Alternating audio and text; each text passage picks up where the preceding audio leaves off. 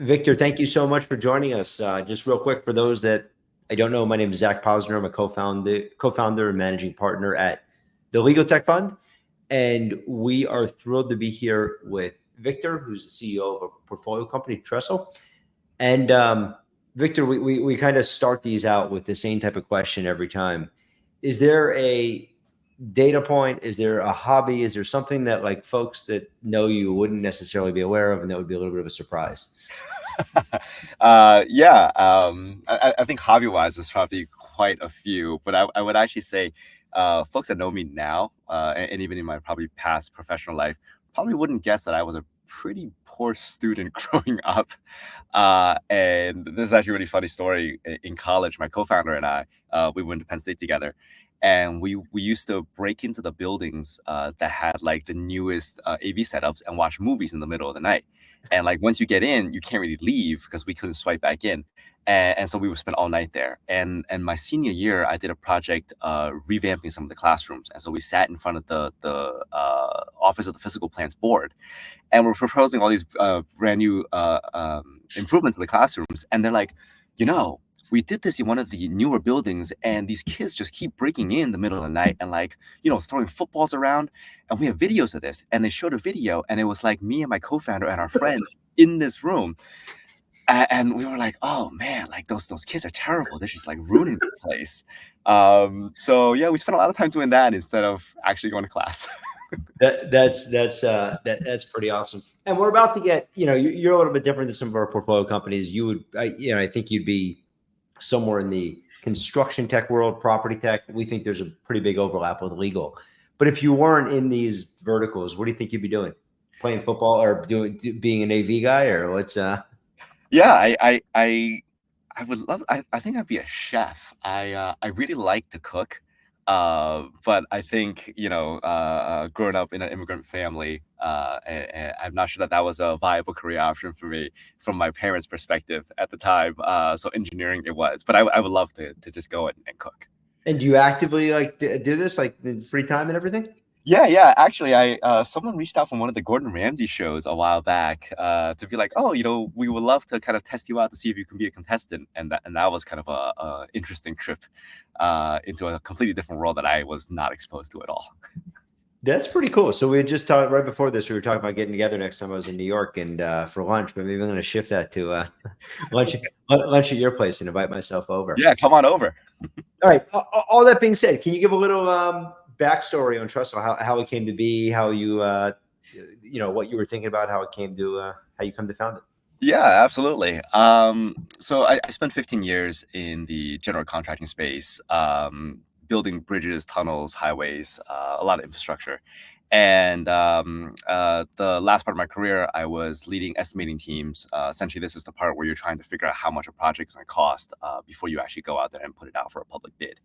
And one of the things we always ran into was not really having any good feedback, whether it's performance-wise or even what the contracts look like, about how we were working with like previous vendors and subcontractors and designers. And it was just really frustrating for me. It doesn't matter if I worked for a small company, a regional one or international one. You always ended up with this like, oh, go call so-and-so. And I remember we had an instance where we were working with the same contractor, and our West Coast office has signed a completely different contractual agreement than our East Coast office. And we didn't know about it. So this contractor was actually using one agreement against us from region to region and picking out just the terms that best serve them. And so that kind of made me think that, well, there must be a better way. Like we can't possibly just be, stumbling over ourselves over and over again. And that was kind of the genesis of it all. I called up my co-founder.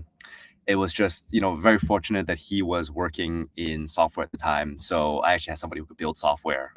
Otherwise, I think I would have a pretty tough time getting started because I was very much just a construction guy. So sorry, is this co-founder like movie late night guy? Yeah, this is a movie late night guy. Yeah.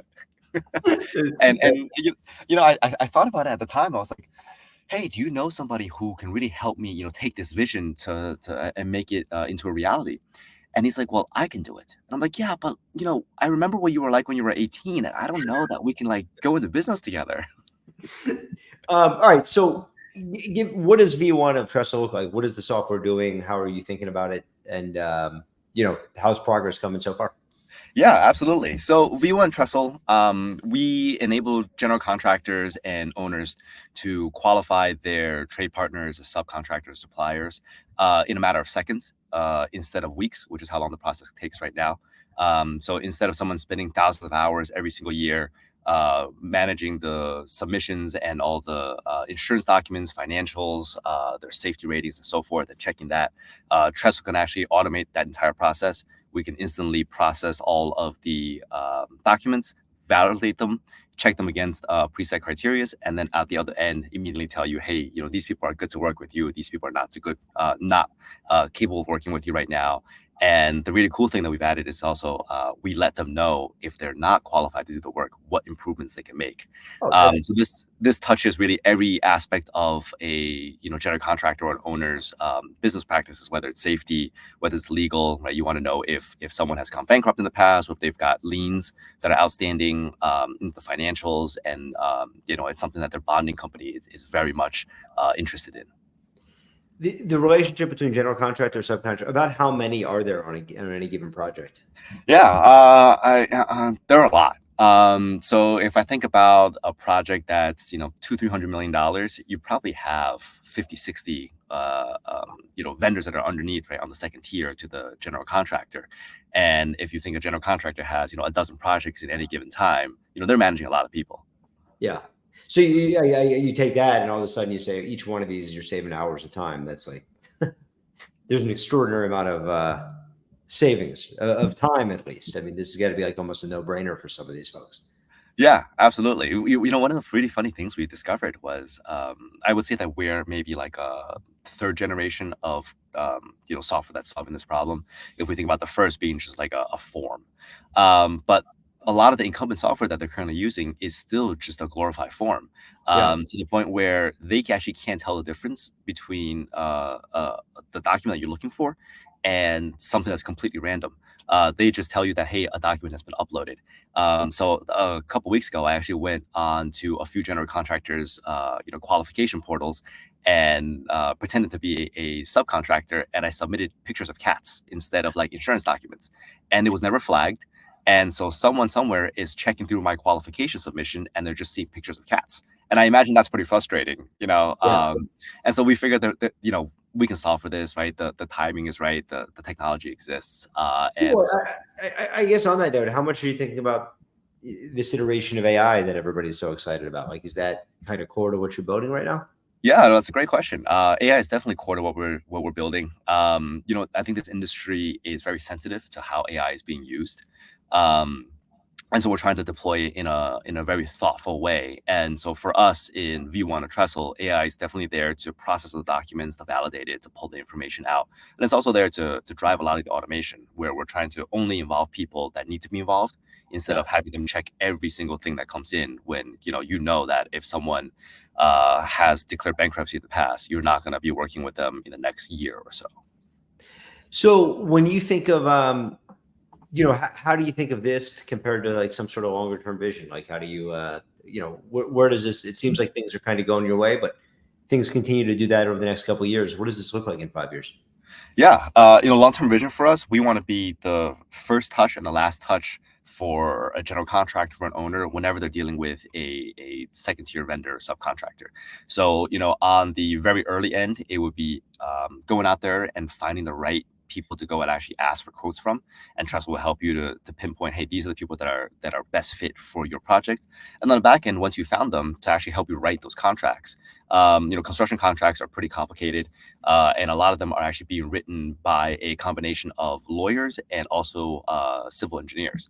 And Yeah. obviously, the civil engineers don't really understand the legal language that's required, and the lawyers don't understand the technical scope of work. And so there's a lot of gaps that end up happening, which ends up being expensive change orders. And so Trestle wants to be there, using AI and large language models to be able to help you write the best contracts possible with the least amount of time. And earlier you were saying, hey, you will. And by the way, that's obviously where our overlap comes into play, and why we're so excited to partner with you, because we think that you know that whole process is just riddled with inefficiencies, and what we get very excited about is almost like when legal fades to the background, and these are more business conversations, and then everything just gets kind of slotted in, and legal becomes easy. You don't need to bring in Yeah. counsel, you don't need to bring all these folks. What you talked about like being able, like how much of the future experience do you think is like, hey, can we help the subcontractors, where like if you're going to fail something or if you're going to have a problem, or is there a way for them to build a profile or to keep up to date within your platform? I mean, do you look at this and saying, hey, general contractors bring those folks in, but then we're building a relationship with them and helping them achieve their goals in the future? Yeah, that's actually a really, really good point. And it's something that we learned as we were building this and iterating on the process. We spoke to some subcontractors who are currently customers of some of our competitors. And one of the biggest pieces of feedback that we got back was one person said, hey, we submitted our qualifications and we were told that we weren't approved. And it was related to insurance, but they wouldn't tell us specifically why or what we need to do better. So while we were on this qualification portal, we saw there was an ad banner to buy insurance. So we bought that insurance thinking that that's what we needed. And we resubmitted and we still didn't qualify. But then that year we had 2 general liability policies. And he's like, I would pay good money just for someone to tell me like what I need to do so I can get on with my day and actually do my business. And that really was very core to what we were thinking. So, part of what we built now is, right, the minute you hit that submit button, Trestle is going to give you suggested actions that you could take. And going beyond that, we're talking with some of the trade associations, and we find that, their members who are these subcontractors have trouble running back office because that's an expense that's really secondary to their core business. They have trouble finding good insurance benefits. They have trouble getting payments on time. And so these are all things that we're thinking about once the vendor and the subcontractors in our system. How can we now provide you, additional services to make your life easier instead of having to worry about all of this and then also do your actual construction job? Any interesting learnings so far as being an entrepreneur? Like, what have you learned along the way, or what's advice you wish you would have given yourself, or somebody would have given you before you started down the journey? Besides, don't do it. No, I'm kidding. Oh man, I think, and maybe this is just like naiveness on my part. I think people told me a lot of things that I was like, oh yeah, sure. I don't know if that's true. And then once I've gotten just past that milestone or that point in my entrepreneurial career, I'm like, oh man, that was completely right. I wish I listened to that sooner. I think one of the big things is just to talk to your customers relentlessly. And sometimes I think the customers aren't even telling you exactly what it is that's on their mind. And it takes a little bit of digging and maybe even a little bit of persistence to get the right feedback out of them. And then finally, they'll say, oh, this is actually the problem that I have. And that's been a huge learning for us to go and find the problem and to focus less on what the customer thinks the solution should be. Yeah, and that kind of tight feedback loop we think is just critical in the early stages of company, because it's almost like go with your hypothesis as quickly as you can, get it out there, and then if it's wrong, you want to find that out as quickly as and you just want to tweak it a little bit. Like you're pointing down the right direction. It's just what's the little increment. So I agree completely. All right, what there are folks that are probably listening now, but I know there's gonna be a lot of folks that are gonna be watching this in the future. What's is there an ask for the audience, or anything you would ask folks to be helpful Yeah, with? I mean, if you're a construction professional, if you work, with construction managers, we would obviously love to talk to you, even if it's just to brainstorm ideas. Also, I really miss talking shop with people in construction now that I'm kind of out of it. So any opportunity I get there is always welcome. Yeah. And how do people find you?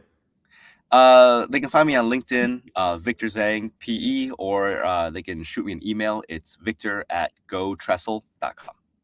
Awesome. Well, thank you for spending a few minutes with us, and looking forward to watching you guys progress.